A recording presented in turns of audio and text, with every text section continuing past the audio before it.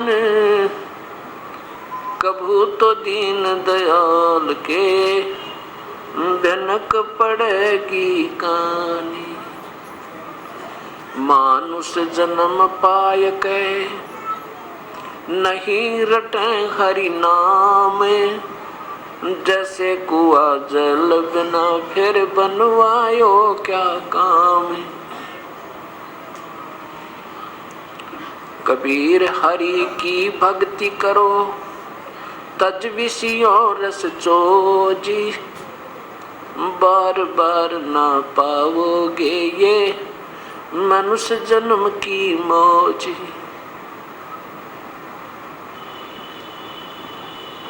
राम रटत कोडी भलो, चू चू पड़े जो चामे। भाई सुंदर शरीर किस काम का, जामक नाही नामे। राम रटत कन्या भली, साकेट भला न पूती। जैसे बकरी के गल में गलथना, जिसमें दूध नहीं मूती। लूट सको तो लूटियो, राम नाम की लूटी। पीछे फिर पछताओगे, प्राण जाएंगे छूटी।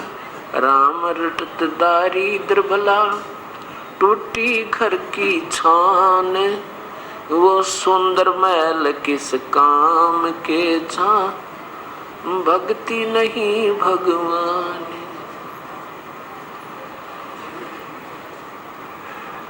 परमपिता परमेश्वर पूर्ण ब्रह्म हमें ये बताना चाहते हैं कि मानुष शरीर पाके जो नहीं रटे हरि नाम। और जैसे कुआ जल बिना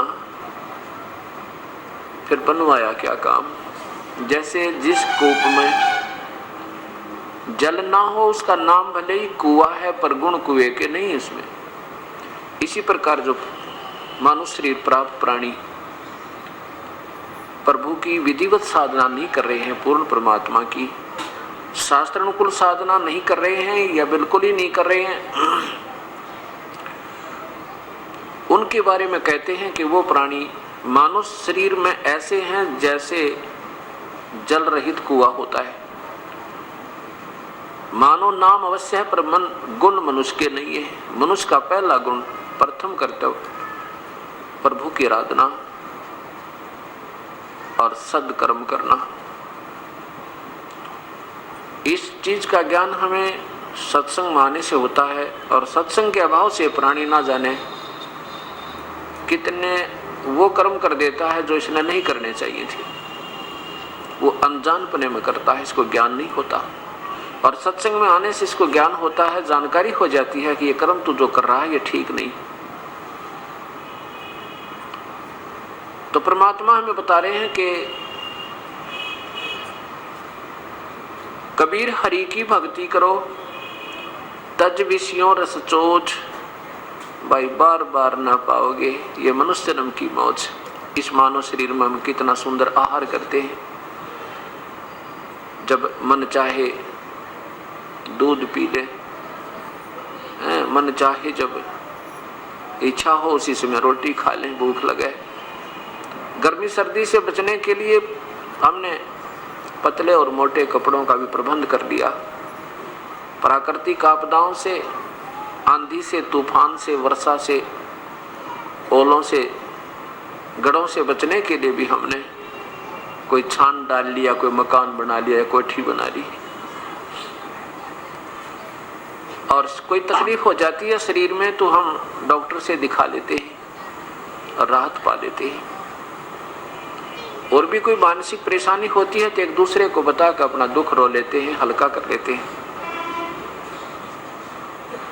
और इतनी सुविधा पा करके हम प्रभु आराधना नहीं करते, प्रभु की भक्ति नहीं करते, तो परमात्मा हमारे से नाराज हो जाता है। और इतना नाराज हो जाता है कि फिर हम पशु बनते हैं और हमारी जुबान छीन लेता है, बोल नहीं सकते, हम बता नहीं सकते हमारे पेट में दर्द है, हम बता नहीं सकते हमारी टांग दुख है, हम नहीं बोल सकते हमें प्यास लगी है, नहीं बता पाओगे भूख लगी है। और ना जाने कहाँ कहाँ जंगल में सहपरिवार घूमते रहेंगे, और एक सेकंड में कोई हिंसक पशु आवेगा, हमारे सहपरिवार का विनाश कर जाता है। ये कष्ट हमें क्यों आए? जब हम मानव शरीर में होते हैं उस समय प्रभु की भक्ति नहीं करते हैं तो मनमुखी करते हैं, जो शास्त्र के विरुद्ध होती है। उन दोनों का ही परिणाम निष्फल होता है, व्यर्थ होता है, गलत होता है। परमात्मा बताते हैं कि जब तो मनुष्य शरीर नहीं रहेगा आपके पास, फिर क्या होगा? फिर पीछे तो पशुआ की जय दीजे बैल बना, और 4 पैर जंगल में डोले, तेरा तो नहीं पेट भरे। ओए होए, एक बार विचार करके देखो उस बैल के जीवन पे। पर हम मनुष्य शरीर पाके इतनी सुविधा हो जाती है कि हम सोचते भी नहीं कि कभी हमारे साथ ये कैर टूट जाएंगे, या हमारे ऊपर भी ऐसी समस्याएं पहले भी आई होंगी या आगे भी आ जाएंगी। इस दास को याद है, जब छोटा सा था, एक बैल था हमारे।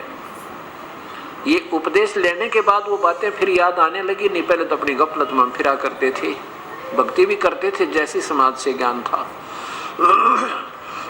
एक बैल था, उस बैल के पिछले पैर के खुरों में और इतनी लंबी लोहे की कील घुस गई। सुबह सुबह अंधेरे में जा रहा था और सारा दिन चलते चलते वह पूरी बैठ गई। उसके नीचे की टोपी नहीं थी, वो ऊपर कैप होता है, वो नहीं था, वो रिजेक्ट करके डाल रखी थी, और वो सारी अंदर घुस गई।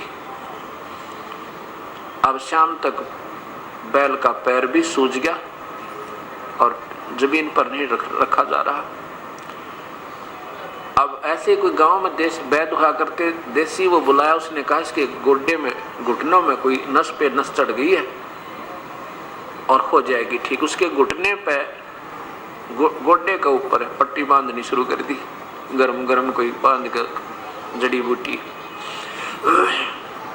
कील लगी है खुर में और पट्टी बंध रही घुटने पे। अब वो बोल नहीं सकता, वो बता नहीं सकता, बेचारा उठ नहीं सकता, पड़ा रहा 1 महीने तक। 1 महीने के पीछे उसकी अपने आप वो पक के और अपने आप उसमें रेसा निकला। जब घर वालों की दृष्टि पड़ी, फिर उसको किसी बुला के उसमें से वो देखा, इतनी लंबी कील निकली। ओए वो बात अब याद आती है। ये परमात्मा जब ये मनुष्य शरीर में होगा, उस नादान प्राणी ने कभी सोचा भी नहीं होगा ये दुर्गति तेरी हो जाएगी।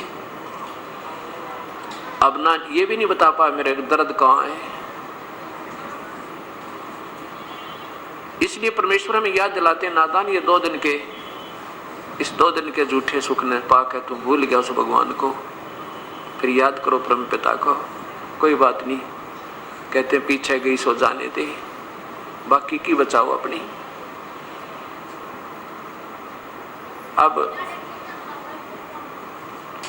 जो पुण्यात्मा सत्संग में आते हैं, ऐसा नहीं कि वो भक्ति नहीं कर रहे, वो तो जरूर भक्ति कहीं न कहीं आड़ उन्होंने ले रखी है, तभी तो उनमें कसक है कि संत के दर्शन करने चलते हैं। संत आए हैं, नाम सुनते गदगद हो जाते हैं, क्योंकि भक्त आत्मा के अंदर विशेष कसक होती है परमात्मा की पानी की।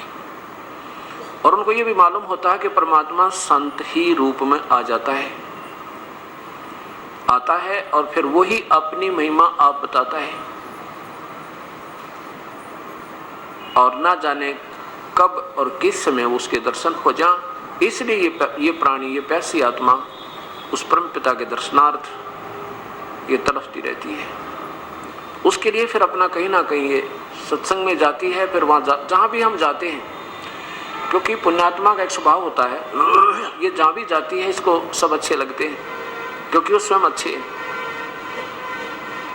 अब जैसे कोई चोर हो और वो चला जाए, रास्ते में जा रहा है, कितनी देर होगी रात में, और वो कहता किसी व्यक्ति जो अच्छी आत्मा का था, भी मैंने रात में रुकना है तेरे यहाँ पर, तो वो पुण्यात्मा जो जिसमें आप खोट नहीं था, जिसमें वो स्वयं चोर नहीं था, वो नेक आत्मा था, वो उसको एक नेक आत्मा समझता है और कहता आजा भाई रुक जाओ, कोई बात नहीं, आप ही का तो घर है।